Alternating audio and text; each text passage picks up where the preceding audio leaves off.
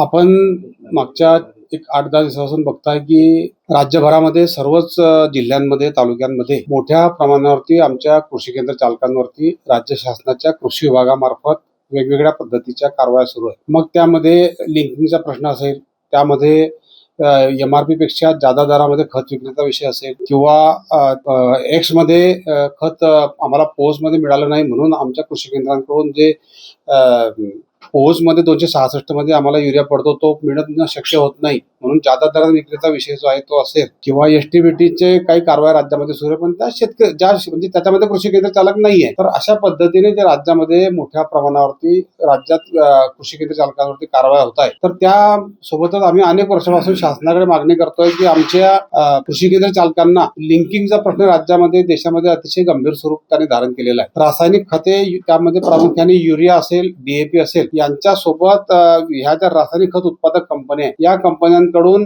Zinc, PDM, potash असे जे प्रकार आहेत ते किंवा कीटकनाशके, तर हे युरिया DAP सोबत लिंकिंग करून शेतकऱ्यांना किंवा सर्वात आधी दुकानदारांना कंपन्यांमार्फत जबरदस्तीने विक्री केली जाते. कृषी केंद्र चालकाला कंपनीने सक्ती केल्यानंतर कृषी केंद्र चालक साहजिकच आहे घरी ठेवणार नाही म्हणून तो शेतकरी बंधूंना आमच्या तो विक्री करतो. त्यामध्ये नॅनो युरिया, नॅनो DAP सारखे इफ्को कंपनीचे सुद्धा प्रोडक्ट यामध्ये लिंक केले जातात. आता इफ्कोचे जर तक्रार एखाद्या कृषी केंद्र चालकांनी शासनाकडे केली की इफ्कोचं nano DAP, nano urea linking केलं जाते, तर कृषी विभाग म्हणतो की ते लिंकिंग म्हणून ग्राह्य धरलं जाणार नाही, ते प्रमोशन म्हणून केंद्र सरकारकडून किंवा आमच्याकडून कृषी विभागाकडून ते शेतकऱ्यांपर्यंत आम्ही हे करतोय. परंतु जर एखाद्या शेतकऱ्याने तक्रार केली की कृषी केंद्र चालक हा युरिया सोबत DAP सोबत नॅनो युरिया, नॅनो DAP आम्हाला लिंकिंग करतोय, तर आमच्या कृषी केंद्र चालकाचा शासन परवाना निलंबित करते. असे ड्युएल पॉलिसी कशी चालेल अशी आमची ह्यामध्ये भूमिका आहे. रासायनिक खत उत्पादक कंपनीने फक्त रासायनिक खतच कृषी केंद्र चालकांना किंवा शेतकऱ्यांना द्यावी. त्यांनी त्याच्या प्रोडक्ट सोबत ह्या युरिया DAP सोबत इतर जे खत आहेत ते अजिबात त्यांना विक्री करायला शासनाने परवानगी देऊ नये. आपल्या देशामध्ये UP सरकारने एक आता मध्यंतरी परिपत्रक काढलाय की रासायनिक खत उत्पादक जे मॅन्युफॅक्चरर आहे त्या मॅन्युफॅक्चरर लोक फक्त तोच प्रोडक्ट विकू शकतील को मार्केटिंगमध्ये, म्हणजे दुसऱ्याकडनं झिंक घेतलं, दुसऱ्या कंपनीकडनं PDM, पोटॅश घेतलं आणि ते दुकानदाराला किंवा शेतकऱ्याला विकलं तर ते चालणार नाही असं UP सरकारने पत्रक काढलेलं आहे. त्या धर्तीवर महाराष्ट्र शासनाने करावं म्हणजे लिंकिंग बंद होईल. लिंकिंग कंपन्या करतात आणि भरला जातोय आमचा कृषी केंद्र चालक, कारण शेतकरी बंधूंची तक्रार झाली तर कृषी केंद्र चालकावर कारवाई होते. त्यामुळे आमच्या कृषी केंद्र चालकांची परिस्थिती अतिशय गंभीर झालेली आहे. या कारवायांनी त्रस्त होऊन आमच्या लोकांनी राज्यामध्ये काही काही ठिकाणी आत्महत्यासारखे टोकाचे पाऊल उचललेले सुद्धा आपल्याच माध्यमातून आपण सर्वजण मागच्या वर्षात, 2 वर्षात, 4 वर्षात बघतोय. त्याच्यानंतर आपल्या राज्यामध्ये अवैधरित्या शेजारच्या राज्यांमधून, मग मध्य प्रदेश, गुजरात, आंध्र प्रदेश या राज्यांमधून STBT जे शासनाने परवानगी न दिलेलं कापूस बियाणं आहे हे दरवर्षी खरीप हंगामात मोठ्या प्रमाणावरती विक्रीसाठी येते. आमची अशी वारंवार शासनाकडे मागणी आहे की आपण जर ठरवलं, शासनाने ठरवलं तर कोणत्याही परिस्थितीत हा माल राज्यात येणार नाही आणि शेतकरी बंधूंपर्यंत जाणार नाही. अनधिकृत बियाणं असल्यामुळे अनधिकृत एजंट मार्फतच ते बियाणं शेतकऱ्यांपर्यंत पोहोचते. त्याच्यामध्ये शेतकरी वेगवेगळ्या आमिषांना बोलून ते बियाणं घेतो आणि जेव्हा प्रत्यक्षात उत्पादन येण्याची वेळ येते तेव्हा याच्यामध्ये शेतकरी नाडवला गेलाय असं त्या शेतकऱ्याच्या लक्षात येते आणि शेतकऱ्याचं उत्पादन कमी झालेलं असते. परंतु त्याच वेळी जर एखाद्या ठिकाणी 10 एकरचे शेतकरी 2 एकरचं बियाणं कापसाचं दुकानातून नेतो, 8 एकरचं ते बाहेरून अनधिकृत घेतो, 8 एकर मध्ये उत्पन्न नाही आलं, तक्रार 2 एकरची करतो, त्यामध्ये सुद्धा कारवाई दुकानदारावर आमच्या होते. म्हणून आमची अशी मागणी की आपल्या राज्यामध्ये मोठ्या प्रमाणावरती बॉर्डर डिस्ट्रिक्टमध्ये STBTचं हे जे अनधिकृत बियाणं विकलं जाते याच्यावर शासनाने पायबंद घालावा. याच्यामध्ये शासनाने जर कृषी विभागाच्या अधिकाऱ्यांना शासनाने जर सूचना दिल्या की जर तुमच्या तालुक्यात किंवा तुमच्या जिल्ह्यामध्ये या पद्धतीने बियाणं सापडलं तर तुम्हाला त्याच्यामध्ये दोषी धरलं जाईल, तर हे थांबेल असं आमच्या याच्यामध्ये शासनाला सूचना आहे. शासन त्या बाबतीत काहीच करत नसल्यामुळे आम्हाला टोकाचं पाऊल या ठिकाणी बंदच उचलावं लागलाय. कारवाया करत असताना जर शेतकऱ्याला आम्ही 20 बॅगपेक्षा जास्त बॅगांच्या युरियाची किंवा DAPची विक्री केली तर शासन ते का विकले 20 बॅगा म्हणून शासन आमचे लायसन निलंबित करते, रद्द करते. वर्तमानपत्रांमध्ये मोठ्या मोठ्या बातम्या दिल्या जातात की एवढ्या कारवाया झाल्या. मग 20 बॅग शेतकऱ्याने मागितल्या आणि आम्ही जर त्याला नाही दिल्या तर आमच्या सुद्धा लायसन निलंबित किंवा रद्द केलं जाते. ही सुद्धा ड्युअल पॉलिसी शासनाची कृषी विभागाची कशी चालेल? याच्यामध्ये सुद्धा मोठ्या प्रमाणावरती दुकानदारांवरती कारवाया झाल्या आणि आमच्या दुकानदारांवर या पद्धतीने कारवाया होत असताना शेतकऱ्याला जर आम्ही नाही म्हटलं तरी आमच्यावर कारवाया होत आहे. तर हे कुठेतरी शासनाने थांबवलं पाहिजे अशी सुद्धा आमची विनंती आहे. शासनाने मध्यंतरी बियाण्याच्या विक्रीमध्ये सुसूत्रता आणण्यासाठी साथी पोर्टल लागू करायचा निर्णय घेतलेला आहे. आमचा साथी पोर्टल लागू करायला अजिबात विरोध नाही आहे. त्याच्यामधून ट्रेसिंग जे आहे म्हणजे जर एखादा अनधिकृत बियाणे येत असेल तर ते लवकर ट्रेस होईल.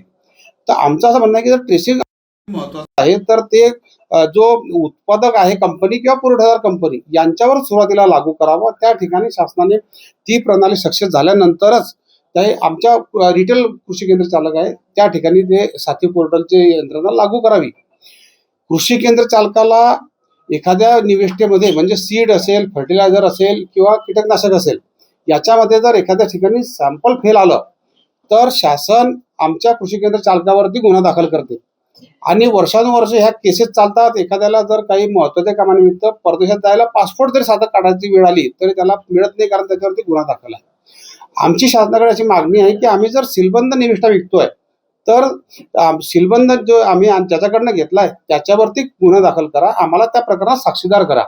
त्यामुळे शासन याच्यात सुद्धा कोणतीही कारवाई करत नाहीये. आम्हाला साक्षीदारची आमची वर्षानुवर्षाची मागणी आहे ती मागणी पूर्ण करत नाहीये. याच्यामध्ये पंजाब आणि हरियाणा कोर्टाने मागच्या 6 महिन्यापूर्वी स्पष्ट निर्णय दिलाय की जर कृषी केंद्र चालक हा सीलबंद आणतोय, सीलबंद विकतोय तर कारवाई ही कंपनीवर झाली पाहिजे. या कृषी केंद्र चालकांना साक्षीदार करा. आमची आपल्या राज्य शासनाला मागणी आहे की आपण या पद्धतीने हरियाणा पंजाब हायकोर्टाच्या धर्तीवरच आपण सुद्धा आपल्या राज्यामध्ये तशा पद्धतीने जर निर्णय लागू केला तर त्याच्यामध्ये आमच्या कृषी केंद्र चालकाला नक्कीच या ठिकाणी दिलासा मिळणार आहे. मागच्या 2002 पासून आपल्या राज्यामध्ये कृषी केंद्र चालकांकडून जे सॅम्पल निघतात त्या सॅम्पलची जी रक्कम शासनाने आम्हाला द्यायची असते कृषी केंद्र चालकाला ती 2002 पासून शासनाने दिलेली नाहीये. त्या रकमेला सुद्धा वारंवार आम्ही शासनाकडे पाठपुरावा करतोय पण शासन आमची ती रक्कम कोट्यवधी रुपये शासनाकडे आमचे अडकलेले आहे कृषी केंद्र चालकांचे ते देत नाही. उलट पक्षी शासनाने सॅम्पल काढण्याची संख्या आपल्या राज्यामध्ये मोठ्या प्रमाणावरती वाढवली. ती मोठ्या प्रमाणावरती सॅम्पलची संख्या वाढल्यामुळे आमचे अजून अधिकचे पैसे अडकायला लागले. त्याच्यामध्ये आता पूर्वी जर एखादं बियाणं 100 रुपयाला मिळत असेल तर आज ते बियाणं 1000 रुपयाला विकले म्हणजे आज त्याची किंमत झालेली आहे. मग एवढी मोठी रक्कम आज आमची शासनाकडे अडकून पडते. शासन त्याच्यावरती काहीच निर्णय घ्यायला तयार नाही आहे. तर ह्या अशा पद्धतीच्या ज्या आपल्या मागण्या आहे सोबतच केंद्र सरकार 2 नवीन इन्सेक्टिसाइड आणि सीड याच्यासाठी 2 नवीन कायदे केंद्र सरकार आणते आहे. त्याच्यामध्ये डायरेक्ट दंड हे म्हणजे शेतकऱ्याला जर तक्रार केली आणि जर ते त्या ठिकाणी बियाण्याच्या मध्ये काही दोष आढळला किंवा कीटकनाशकात दोष आढळला तर कॉम्पन्सेशन म्हणजे नुकसान भरपाई शेतकऱ्याला दुकानदारांनी द्यायची आहे. ज्या निर्णय शासन करते याला आमचा विरोध आहे. आमचं असं म्हणणं आहे की तुम्ही जर याच्यामध्ये आम्ही सीलबंद आणतोय, सीलबंद विकतोय तर तुम्ही तो याच्यामध्ये कॉम्पन्सेशन ही नुकसान भरपाई ही दुकानदाराकडून वसूल न करता ही नुकसान भरपाई कंपनीला देण्यास शासनाने बाध्य करावं ही सुद्धा आम्ही मागणी लावून धरलेली आहे. त्याच्यामध्ये सुद्धा केंद्र सरकार काहीच आमची दखल घेत नाहीये. मागच्या 6 महिन्यापूर्वी जेव्हा राज्याचे कृषी मंत्री कोकाटे साहेब होते त्यांच्या कारकिर्दीमध्ये आपल्या राज्यामध्ये ह्या आमच्या कृषी व्यवसायामध्ये इन्स्पेक्टरची संख्या कमी करण्यात आली. ती संख्या इन्स्पेक्टरची संख्या कमी करण्याची मागणी आमची अनेक वर्षांची होती. आमचं असं म्हणणं होतं की आपल्याच राज्यामध्ये मेडिसिन व्यावसायिक जे आहेत त्यांच्या धर्तीवरती आमच्या ह्या व्यवसायात सुद्धा आपण ज्या पद्धतीने जिल्ह्याला एक ड्रग इन्स्पेक्टर आहे त्याच पद्धतीने ह्या व्यवसायात सुद्धा एक नसेल 3 लावा. 3 लोकांची इन्स्पेक्टरची संख्या ठेवा, सुसूत्रता येईल. 6 महिन्यापूर्वी कोकाटे साहेब असताना तो निर्णय शासनाने लागू केला. कोकाटे साहेब मंत्री म्हणून या ठिकाणी आता नसताना लगेच 6 महिन्यामध्ये नवीन मंत्री महोदय आल्यानंतर हा निर्णय शासनाचा लगेच कृषी मंत्री महोदयांनी अधिकाऱ्यांच्या सांगण्यावरून फिरवला आणि परत आमच्यावरती मोठ्या संख्येने 15-17 कृषी अधिकाऱ्यांच्या नेमणुका ह्या ठिकाणी करण्यात आल्या. आमच्या त्या नेमणुका करण्याला सुद्धा विरोध नाहीये.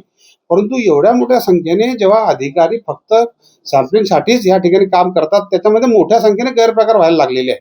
त्यामध्ये शासनाने लक्ष घालावं. सॅम्पलिंग व्हायला आमचा विरोध नाही आहे. सॅम्पलची आमची अमाऊंट तुम्ही वेळोवेळी देत राहा, आम्ही तुम्हाला निश्चित सॅम्पल देऊ. शेवटी शेतकऱ्यांसाठी आम्ही राज्यात काम करतो आहे. शेतकऱ्याला गुणवत्तापूर्ण बियाणे, खते, औषधी देण्याचा आमचा मानस आहे, प्रयत्न आहे. पण ते होत असताना जर आम्हालाच त्या ठिकाणी अडवलं जात असलं, आमचेच कोट्यवधी रुपये शासन आम्हाला परत देत नसलं आणि उलट आमच्याकडून अजून अधिकचे सॅम्पल घेत असले, तर आम्हाला या ठिकाणी नफा शिल्लक या व्यवसायामध्ये आमच्या कृषी केंद्र चालकांना राहीनासा झालेला आहे. त्यामुळे याच्यामध्ये सॅम्पलची संख्येसोबतच इन्स्पेक्टरची सुद्धा संख्या या ठिकाणी शासनाने कमी करावी, अशी आमची या ठिकाणी मागणी. ह्या अशा आमच्या अनेक मागण्या आम्ही घेऊन या ठिकाणी काम आपल्या या बंदच्या समोर आता येतोय. कारण वारंवार हेच विषय सगळे समोर येत आहे. त्यामुळे याच्यावरती जोपर्यंत निर्णय होत नाही, त्याच्यामध्ये ठळकमध्ये हे लिंकिंग असेल, पोहोच खते असतील, साथी पोर्टल असेल, कीटकनाशके आणि बियाण्याचा नवीन कायदा असेल, एसटीबीटी बियाणे अनधिकृतपणे राज्यात विक्री होणार असेल, हे सगळे विषय मार्गी जोपर्यंत शासन लावत नाही, तोपर्यंत राज्यातील सर्व 85,000 कृषी केंद्र हे 27 तारखेपासून म्हणजे आता येणाऱ्या सोमवारपासून 100% बंद राहणार आहेत. आणि आमच्या ह्या राज्याच्या बंदला देशातल्या सर्व राज्य ज्या ठिकाणी आपल्या कृषीचा व्यवसाय आहे किंवा मॅक्झिमम आहे सर्व राज्यांमध्ये, त्या प्रत्येक राज्यामधल्या कृषी केंद्र चालकांच्या ज्या आमच्या संघटना आहेत, त्या सर्वांनी आम्हाला पाठिंबा म्हणून पूर्ण भारतभरामध्ये 27 तारखेला या ठिकाणी सर्वच कृषी केंद्र बंद राहणार आहे. राज्यातले सर्व कृषी केंद्र हे 27 तारखेपासून बेमुदत बंद राहणार आहे. बंदच्या काळामध्ये पेस्टिसाइड असतील, खत असतील, इथल्याही प्रकारचे 100% बंद राहतील. 85,000 कृषी केंद्र 100% बंद राहतील. या तुमच्या निर्णयामुळे शेतकऱ्यांना फटका बसू शकतो, तुमच्यावर परत एकदा रोष ओढवू शकतो. मागच्या काळात अनेकदा बंदच्या वेळेस तुम्हाला टार्गेट करण्यात आलं, याचा काही विचार आपण केलाय का? आम्हाला टार्गेट करण्यात आलं म्हणून आम्ही बंद मागच्या वेळेस जेव्हा 2 दिवसाचे 3 दिवसाचे बंद पुकारले, शासनाच्या आश्वासनानंतर आम्ही वेळोवेळी आमचे बंद मागे घेतले. परंतु आमच्या मागण्यांवरती कोणताही निर्णय न होता उलट पक्षी आमच्यावरच्या कारवायांचा धडाका प्रचंड संख्येने वाढलेला आहे. मी जे उदाहरण तुम्हाला दिलं की युरियाच्या 20 बॅगा आम्ही शेतकऱ्याला का दिल्या म्हणून आमच्या दुकानदाराचं लायसन निलंबित केलं जाते. एका बाजूला ही झाली एक बाजू, दुसऱ्या बाजूला जर शेतकऱ्याने 20 बॅगा मागितल्या आणि आम्ही जर नाही दिल्या, शेतकऱ्यांनी जर तक्रार केली, तर तरी सुद्धा आमच्याच दुकानावरती निलंबनाची किंवा रद्दची कारवाई होते. हे कुठेतरी थांबावं म्हणून हा आमचा आता यावेळेस बेमुदतवरती येण्याचा आम्ही या ठिकाणी विचार केलेला आहे. आमच्या मागण्या मान्य न झाल्यास आम्ही या ठिकाणी बेमुदतच बंद आमचा कंटिन्यू सुरू ठेवणार आहे. तसेच आमच्याकडे जे शासनाचे या रासायनिक खताच्या अनुदानित खतांच्या वितरणाची पॉस प्रणालीचे मशीन आमच्या माध्यमांमधून विक्री करतानासाठी आमच्या ते ठेवलेले थंब त्याच्यातून घेऊन आम्ही सेल करतो, तेच आम्ही शासनाला सरेंडर करणार आहोत याच्या पुढे, जर समजा बेमुदतमध्ये काहीच पुढची प्रोसिजर होणार नसेल तर.